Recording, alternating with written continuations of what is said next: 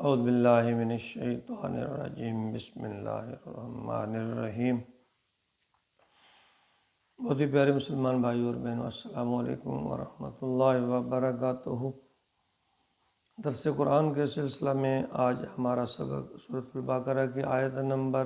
57 پر مشتمل ہے۔ بنی اسرائیل کا تذکرہ ہو رہا ہے۔ پچھلی آیت میں اللہ رب العزت نے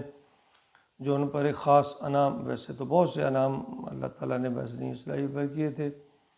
اور جو ایک خاص انعام جس پہ اللہ نے فرمایا کہ میں نے ان کے کھانے کے لیے من و سلوہ کا بندوبست کیا اور دھوپ سے بچنے کے لیے سایہ کا انتظام کیا۔ اور پھر اگلی آیت میں اللہ رب العزت انہیں یہ بات جتلا کر یہ فرما رہے ہیں، بتا رہے ہیں کہ تم راہ راست پر آ جاؤ، صراط مستقیم پر آ جاؤ، سیدھے رستے پہ آ جاؤ۔ اللہ رب العزت فرماتے ہیں اعوذ باللہ من الشیطان الرجیم، بسم اللہ الرحمن الرحیم۔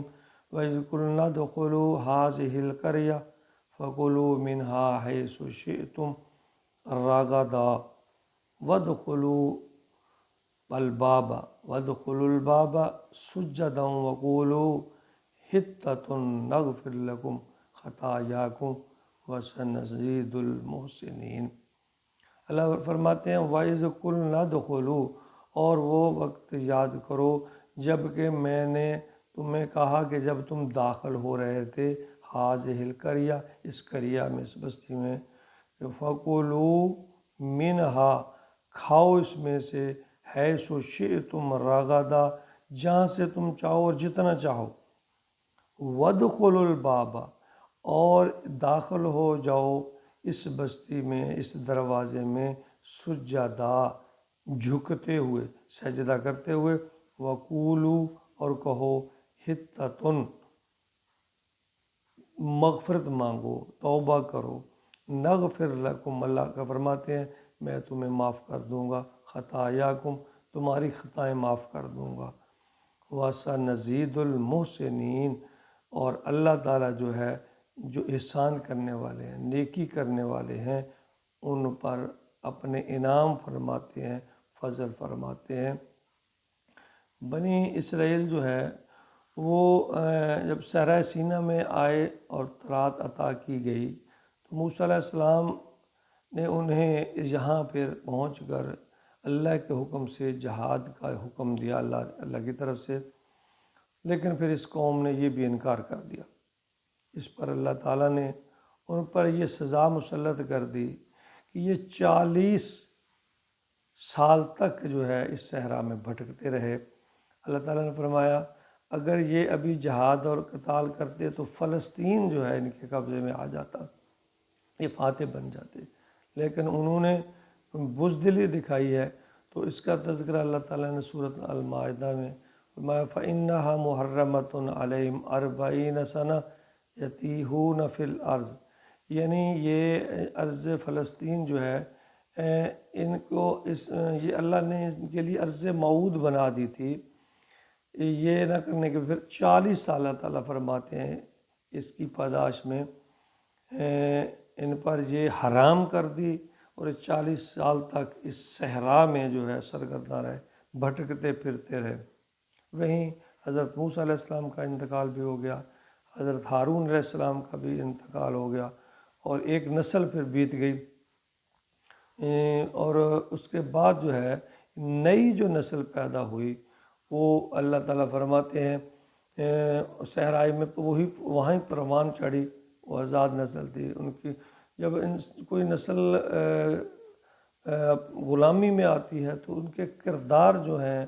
وہ زیرو ہو جاتے ہیں، اچھے نہیں رہتے۔ تو پھر بنی اسرائیل کی اسی نسل میں سے حضرت موسیٰ کے ایک خلیفہ تھے یوشع بن نون، ان کا جو تورات میں یشوع کے نام سے مشہور ہیں، جس طرح یسوع بھی کہتے ہیں ان کو۔ تو پھر ان کی قیادت میں پھر لڑائی ہوئی، تو پھر انہوں نے یہ شہر جو ہے اس کو فتح کیا، ریحا شہر جو اب جریکو کے نام سے مشہور ہے، انہوں نے فتح کیا۔ تو اللہ فرماتے ہیں پھر یہاں فاتح کی حیثیت سے یہاں داخل ہو جاؤ، اور کچھ نعمتیں تھیں اللہ تعالیٰ نے، اس کے فائدہ اٹھاؤ، کھاؤ پیو، دروازے سے اللہ نے فرمایا، یہاں اللہ نے یہ بات فرمائی کہ جب تم اس دروازے سے داخل ہو تو سجدہ شکر بجا لاتے ہوئے آپ نے داخل ہونا ہے، تکبر نہیں کرنا، اللہ کا احسان ماننا ہے۔ یعنی فرمایا کہ جب تم اس بستی میں داخل ہو تو اس میں کھاؤ پیو، اللہ نے فرمایا، لیکن جھک کر داخل ہونا ہے۔ اور یہ ایسی بدبخت قوم تھی، یہ جھکنے کی بجائے اپنی سرینوں پر بیٹھ کر سرک کر، یعنی یہ لوگ بدبخت تھے، نہ صرف اللہ کے احکام کا مانتے نہیں تھے، مذاق بھی اڑاتے تھے، ایسی قوم تھی۔ یہ سرینوں کے بل جو بیٹھ کے نا گھسٹ کر جاتے گئے، اللہ فرماتے ہیں میں نے تو انہیں فرمایا تھا کہو حتتن، یعنی معافی طلب کرو، مغفرت مانگو، لیکن انہوں نے بدبختوں نے اس لفظ کو بدل کے ہنتتن کے جو ہے نا لفظ یعنی استعمال کیا، بجائے اس کے کہ وہ توبہ طلب کرتے، انہوں نے اس کا مذاق اڑاتے ہوئے اس لفظ کو ہنتتن کہتے ہوئے داخل ہوئے۔ اللہ فرماتے ہیں پھر یہ قوم اپنے اعمال کی وجہ سے، اپنے ان اعمال کی وجہ سے ہی ان کو اللہ تعالیٰ نے ذلیل و رسوا کیا، باوجود سب اللہ کے احسانات کے انہوں نے اس یعنی جگہ جگہ پہ اللہ کے جو احکامات تھا ان کو روندا، اور پھر اللہ تعالیٰ نے پھر ان کو پکڑا اور ان کو تہس نہس کر دیا۔ تو یہ ان کا تذکرہ یہاں اللہ رب العزت کا، کیونکہ قرآن ایک دائمی آفاقی کتاب ہے، اگر اس کا تذکرہ سابقہ قوموں کا یہاں تذکرہ ہے تو وہ ہمارے لیے ایک سبق ہے کہ ہمیں یہ سمجھنا چاہیے کہ اگر انہوں نے اللہ کا حکم کی خلاف ورزی کی ہے، اللہ تعالیٰ نے اس کو تباہ برباد کیا ہے، تو یہ خدا نخواستہ ہمارے اوپر بھی وقت آ سکتا ہے۔ یعنی ہتتن کہنا ہے، ہمیں اس کا لفظ ہتتن کا معنی ہے ہمیں گیہوں چاہیے، یعنی گندم چاہیے، یعنی مذاق اڑایا۔ تو اللہ تعالیٰ جب ہم جو قوم اللہ تعالیٰ کے شعار کا مذاق اڑاتی ہے تو اللہ تعالیٰ دوسروں کے لیے انہیں باعث عبرت بنا دیتے ہیں۔